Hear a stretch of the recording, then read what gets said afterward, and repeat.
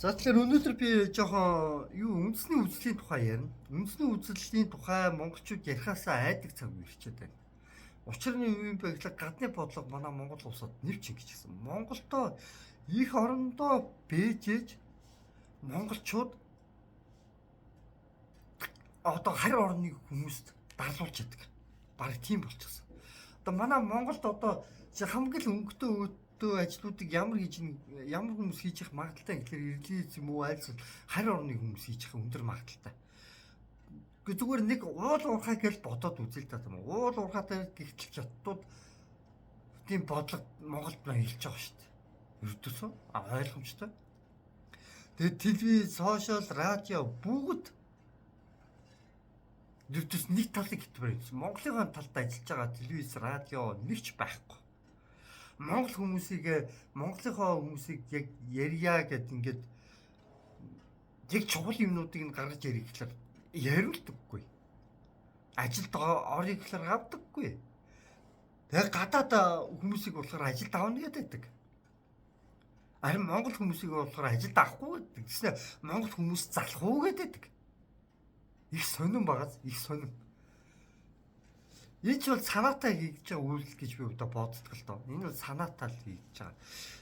Тэгэд ерөнхийдөө энэ үндэсний үзэл ярихлаар фашист, нацист гэдээ доромжлоход харах гэдэг л. Фашист, нацистаа ихлээр ялгаад сурчгаа үндэсний үзлээсээ тийм үү.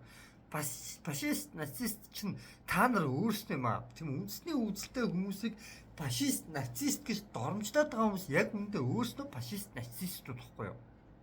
Шулуухандаа гэж хэлэхэд. Тэд нар хийм бэ гэхлээр нь шүү дээ өөрсдөө гадны харь бодлогыг хэрэгжүүлж байгаа Монгол улсыг тийм үү дарангуйлж байгаа фашист нацистууд яадаг дарангуйлдаг харь улсын хүмүүсийг үзэн яддаг, доромжилдог, тусгаар тогтнолд нь хаалтдаг тийм үү одоо ерөөчүүдийг хомруулан устгадаг тиймэрхүү хүмүүсийг фашист нацистууд гэж ярьдэн шүү дээ. Монголчууд бол ямар ч хүмүүсийг хомруулан устгаагүй шүү дээ. Харин монголчуудыг хомруулан устгаад байгаа байхгүй юу? Утаагаар нь, вакцинаар нь тийм ээ. Би хамгийн анхлаад би ярьсан шүү дээ. Баг. Хамгийн анхлаад би хэдэн янзын бүх аргаар нь устгах аргаар нь хийж гинэ гэдгийг би хамгийн анх ярьсан юм баг. Би баг интернет YouTube дээр бичдгээс. За итгэхгүй бол танаас би нэг эдгээр юмнуудыг харуулчих. За итгэх нь вэ нүү тэгээд өөрснийх нь болдоо. За ингээ харуулчих. Би одоо энэ бүх одоо бичлэгэн дээр одоо зөндөө ярьж ирсэн юм дөө тийм ээ.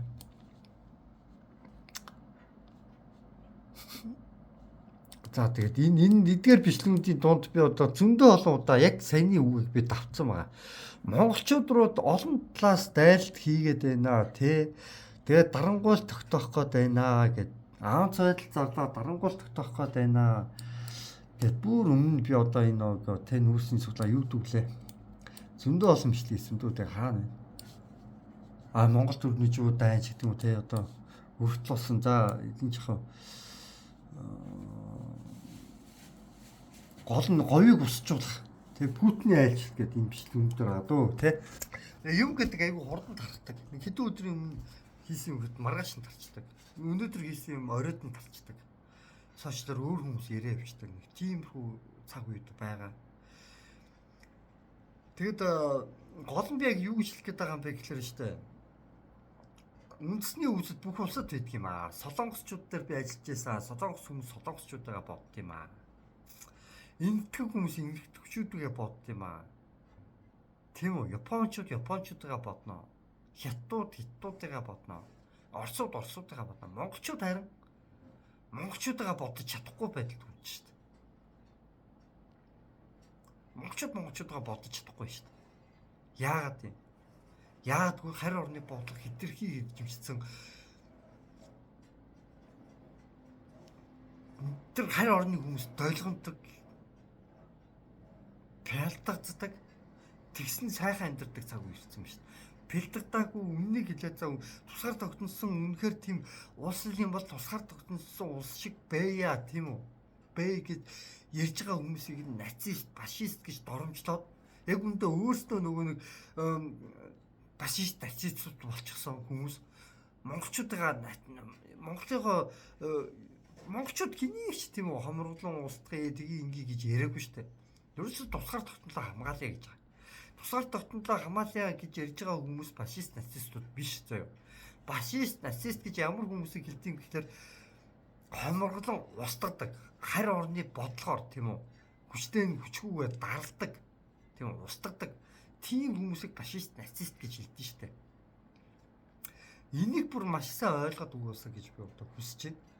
Монголчууд бол ердөөсөө юу хүсэж байгаа юм бэ гэхээр эрхчлөө, тусгаар тогтнол, тийм үү?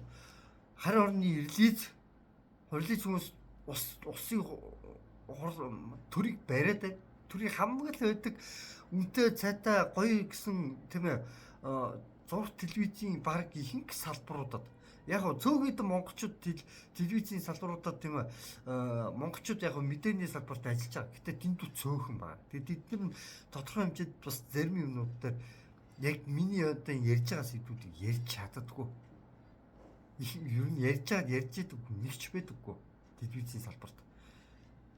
Тэгээд телевизүүдийн салбарт би харж байхнаа юу ч харж байгаа. Одоо ихэнх нь бүр улаан цагаандаа гарчихсан хятадын релизах магадaltaй хүмүүс ажиллаж байгаа.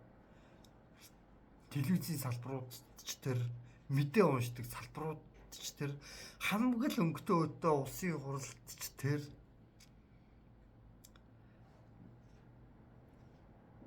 Монгол хүмүүсээ жоо ажилд авмаар байна. Монголоо гэсэн сэтгэлтэй хүмүүсийг ажилд авмаар байна. Монголоо гэсэн сэтгэлтэй хүмүүсээ телевизтэй, улсын хурлтаа, засгийн газартаа, төрийн албандаа ажилд оруулмаар. Тэгтэл ердөөсөө төрийн алба би томоохон тушаалууд дээр хятадуудад нэг бол хятад орсуудаа нэг бол гадны бодлогыг дэмжсэн хүмүүс сошиал инфлюенсерүүд хүртэл тийм болчихсон. Одоо YouTube-ээр сошиал инфлюенсерүүд хүртэл гадны бодлогыг дэмжээл улаан цагаандаа гараад суугаад хүмүүсийн тархийг угаагаад зориулж бийждэг. Маш олон хүмүүс байгаа. Тэднийг дэмжижээдэг. Бид иймэрхүү зүйлсүүдийг болох хэрэгтэй заяа. Тэгээг үзэгт Монгол улс тусгаар тогтносон улс гэж яригадад нэмэргүй. Үгүй нэмэргүйч биш л те. Эднэрээс салаад тэгээ бид нэр яг яах ёстой юм гэхээр тийжээш тусгаар тогтносон улс гэдгээ бүр баталгаажуулж авахгүй бол бүх улс оронд үндэсний үүсэл гэж яддаг байхгүй. Зүгээр хэтрүүлж болдгүй. Хэтрүүлж болохгүй. Түүнээс бүх улс оронд үндэсний үүсэл байдаг. Үндэсний үүсэл хэрэгтэй. Гэтэл зарим хүмүүс бүр тэмцэгч нартай хүмүүс үндэсний үүсэл тэмцэх юу гэхээс гэж хэлүүлэхсэн айддаг цаг үед ирсэн юм ааши. Бүр тэгж ойлгох юм. Тэгэд хууль нь гадны хүнд нэг хөнгөн үйлчилдэг, гадны улсын хүнд нэг хөнгөн үйлчилдэг, Монгол хүндээ маш хатуу чанга үйлчилдэг. Ядарсан хүндээ бүр хатуу чанга үйлчилдэг. Нэг жоохон нэг сэгсэн нэг жоохон баян хүмүүстэй баян олонний танил болоод те нэг улс төрчдөд нэг тал тас чадсан хүмүүстэй бас нэг үйлчлэг. Манай Монгол улсын хууль бол ердөөсөө дабл стандартаас хэтрээд одоо бүр юу дабл трипл юу болоод байгаа юм тийм ээ. Бүр хідэн давхар стандарт үйлчилж та манай Монголд. Хуулийн стандарт. Яа шудраг бос байдал тогтцсон шудраг байдал байхгүй шудраг бай. Хууль гэж байхгүй шудраг хууль гэж байхгүй. Хуулийг зөвхөн ядарсан хүчгүй нэгэн тэр хуулийг даган хууль үйлчилж яадаг хүчтэй нэгэнд нь огт үйлчилдэггүй. Тиймэрхүү болцсон. За тэгээд иймэрхүү байга болохоор энэ бичлэгээ ингээд юм гэдэг өндөрлөө. Тэгээд би бол юм гэдэг юу гэж бодож байгаа юм гэхээр үндэсний үзэл байх хэрэгтэй. Харин хэрэгс хэтрүүлж болохгүй. Бас фашист нацизм ялгаас очихаа. Өөрөөсөө фашист нацист хүмүүс бол үндэсний үзэлтэй хүмүүс рүү фашист нацист гэж бүтгээд дайраад байгаа шүү. Тэгээ анхааруулж хэлчихье. Тэр өнөөдөр 2025 оны 1 сарын 19 1436 онд чинь энэ хүрээд бичлэг өндөрлөө.